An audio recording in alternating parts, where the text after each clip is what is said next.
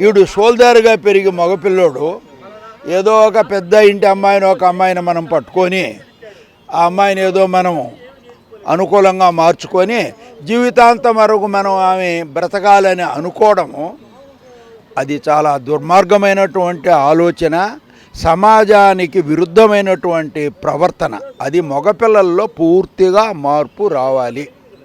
అదే సమయంలో ఆడపిల్లలు